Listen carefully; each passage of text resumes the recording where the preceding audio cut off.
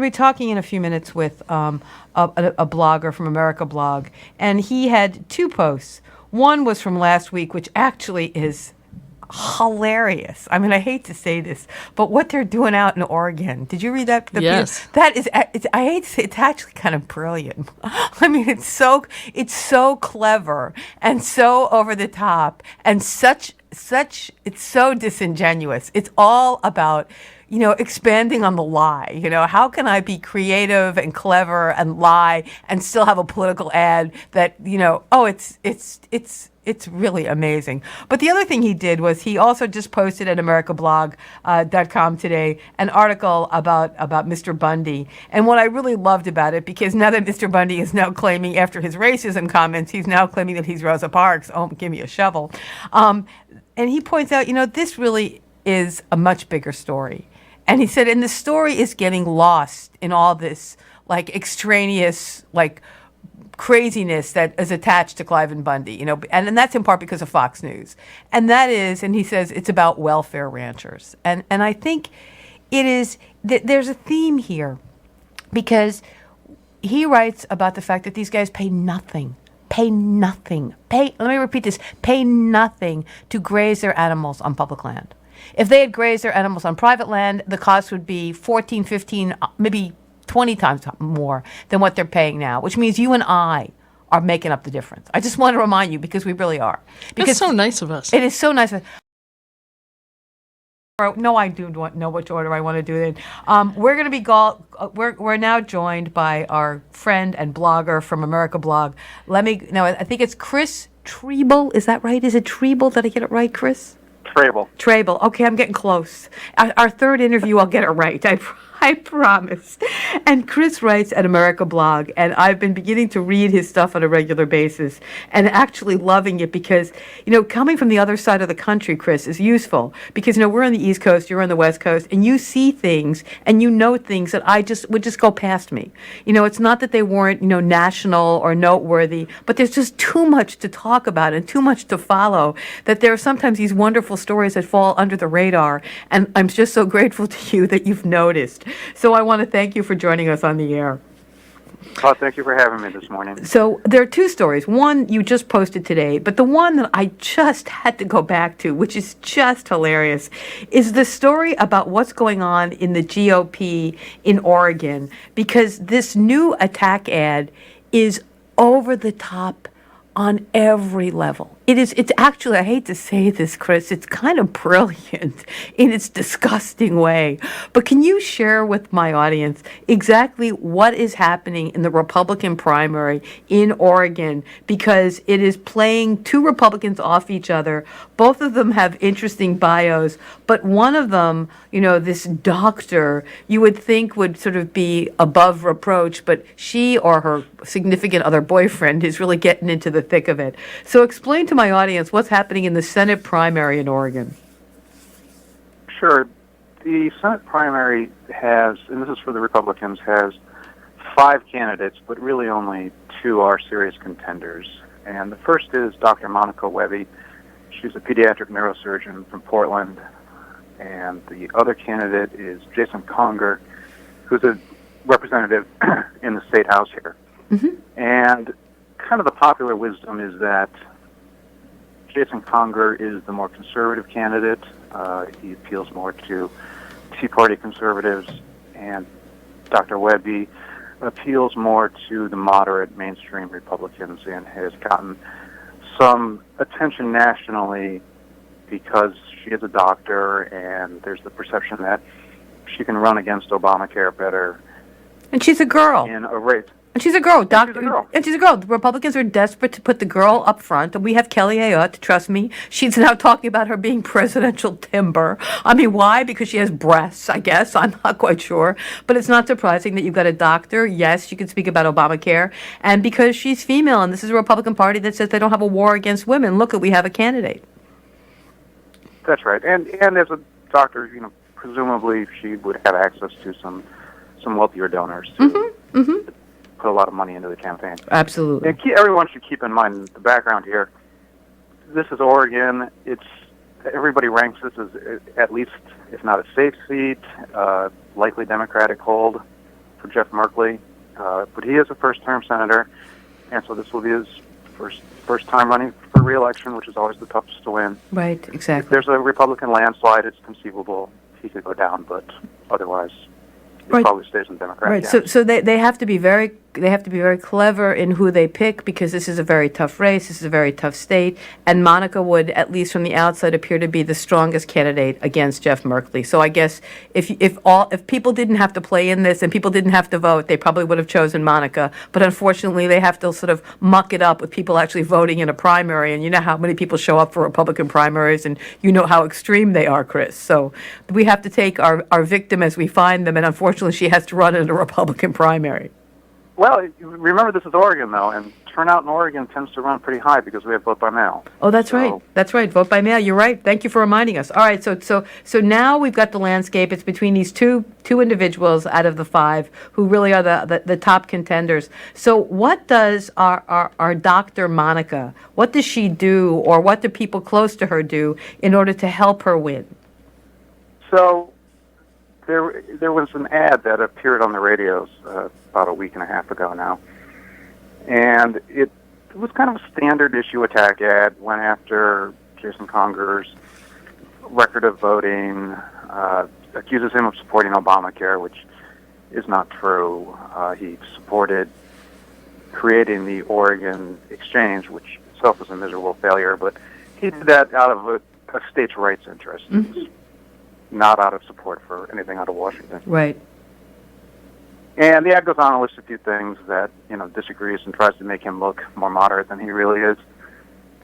And concludes with the standard issue, who paid for the ad? This is great, everyone. Now pay attention. This is hilarious. Okay, keep going, Chris. The whole ad's been narrated by a female, and then a male voice comes on and says, this ad paid for by, and it cuts back to the female who says, if he votes like this in Salem, imagine how he will vote in Congress. Whoa, now, wait a minute. They missed the part about paid for by, right? I mean, paid for by, exactly. Usually it's the committee for this or the committee for that. The committee to reelect Joe Blow. Joe Blow or whatever. But this goes from this ad paid for, and then we go back to the seductive kind of a lyrical voice of the woman who's been doing the ad who, oh my God, how could you question her veracity? Anyway, it goes back and it says, if he votes like this in Salem, imagine how he'll vote in Congress. Now, what do we know about that statement by that vanilla-sounding female? Well, what we find out is that that's actually the name of a super PAC. This is brilliant. I hate to say this, Chris. This is absolute genius, but it's so evil. It's so evil, but it's evil genius. Say this again. So when they go from paid for by, and you hear a male voice, and then it goes back to the sexy, seductive female, that tagline, if he votes like this in Salem, imagine how he will vote in Congress, is actually the name of the super PAC. Exactly. Oh my God! It was one more opportunity in an ad to get an attack in. I'm blown away by the brilliance of it. Honestly, I mean, you're right. It's a terrible, terrible thing, but it's also incredibly clever. The attack cherry on top of the attack ad. It's the attack cherry on top of the attack ad. Amazing. It is, Chris. This is, you got to get this to like Colbert or to the Daily Show. You've got to get this. This is. You couldn't. Bill Maher. Oh my God, he would have a meltdown on the stage if he knew about this, because you have to admit that someone is really thinking overtime to do this, because it is a double whammy. It's a double punch. But who in their right mind would ever imagine that that's the super PAC you have to look up? Now, wait a minute, Chris, tell them who has contributed to this brilliant super PAC entitled, if he votes like that in Salem, imagine how he will vote in Congress. Because I think the people who have, underwritten this super PAC are important, because they have a real close connection to the candidate, as in the doctor. So can you tell everyone whose money is in this super PAC? Sure. All of the money, save, I think, $50, and this is out of $106,000 that the PAC raised, came from two donors, one of whom is sort of a long-term conservative donor here in Oregon politics. He gives to a lot of campaigns and has some interesting background of his own. But the more interesting person, and the one who seems to be running the pack, is a guy named Andrew Miller, and he is Monica Webby's significant other. They're not married, but the story is they're romantically involved. So they sleep together, they eat together, they probably on occasion shower together, but I'm sure they don't talk about the ads. And I'm sure well, that would be illegal because super PACs cannot coordinate with candidates. I can just see it. Oh, honey, don't ask me a thing. I can't reveal anything, but trust me, if he votes like that in Salem, imagine how he'll vote in Congress. Is doing very well for you. Oh my God, Chris. This is like this. You want to take a shower after reading your piece. I mean, I hate to say this. It is unbelievable. But yeah, you can't make it up. So what's happening with the Oregon Press? I mean, does everyone know what you wrote about? Is this like headline news? Does this begin the news station? I mean, what are people talking about on talk radio? I mean, this is like so pathetic because it so wants to distort the public knowledge and twist what the people actually know. Well, it's been covered well in the media, and everyone, the local newspapers have covered it, the websites. There's been some national coverage as well. The Washington Times and Washington Post have both had stories about it. I think what's been missed, though, is the cleverness of using this sort of name. Everyone's been focused in on the fact that it's Monica Webby's boyfriend who's paying for the ad, but missing the point that now that this is out there, there will be other campaigns that do this sort of, I don't want to call it deceptive, but manipulative. No, it's naming. Deceptive. It's deceptive. You can call it deceptive. You know, or you can do what Susan Bruce said. It's the cherry on the attack cherry. On the attack cherry on the attack ad. I like the attack cherry. It's got that sexual connotation to it, you know? Well, I liked your suggestions, Chris, about the Benghazi pack. That's right. That's right. You just your alternatives that people can now use. I mean, it makes fun of the whole thing, but it really suddenly says to you, can the Federal Election Commission come back and say your super PAC has to have a name that is like legit, or do they have no control over? You can pick any name you want. Right now, you can pick any name you want. I think you're not allowed to use swear words or use something that's blatantly false. But otherwise, it's pretty wide open. You can choose any name you want. What I don't know that the FEC has the authority to regulate that right now. Wow. I'm not sure Congress has given it to them. And even if they did, because it's, as you know, the FEC board is split 3-3 between Democrats and Republicans. They're castrated. They can't take any action. They never do anything. They absolutely never do anything. It's really kind of amazing. I also liked his other suggestion. I don't know if you saw this, Susan. His other suggestion was that you could have an ad message this way: I'm Joe Smith, and I approve this message because my opponent hates America. Oh God, Chris. It is like so pathetic. But in some ways, you know what we need to do? We need to talk about what you just talked about in your piece, because we need to shame them. We really do. This is about embarrassing people. This is about shaming people. This is about saying you are so friggin' desperate to undermine the public knowledge, to take the authority that you've been given and then abuse it. This is about abuse. It really is. And I'm so grateful that you shared it with us, because we kind of know that you can't trust names, but this is like taking it to and putting it on steroids. Well, and it's part of a bigger problem with super PACs, and you guys are seeing it there in New Hampshire with Gene Shaheen putting up a script for an ad, just to put it on our website and say, "Oh, I'm just putting it up here. It's just a talking point," but it's clearly a script that now any super PAC could go and produce that ad for, and she would have plausible deniability that it's not coordination. Absolutely, absolutely. We saw the videos of Mitch McConnell, the stock footage. It cuts across parties. It's a terrible situation, Lauren. Well, we're not going to unfortunately get to the Clive Bundy's thing, but we'll have to call you back because we have to talk about that one too, because that's another wonderful point. But when I ran many years ago, and this is like over 20 years ago, we were told, and I don't know if this is absolutely true, But the candidate that I ran against, what he was able to do, which is less blatant than what they're able to do now, was because he had access to the TV station that was about to run our TV ads, we were told, and I can't verify this, but I suspect it's probably pretty true, that the ads would come into the TV station.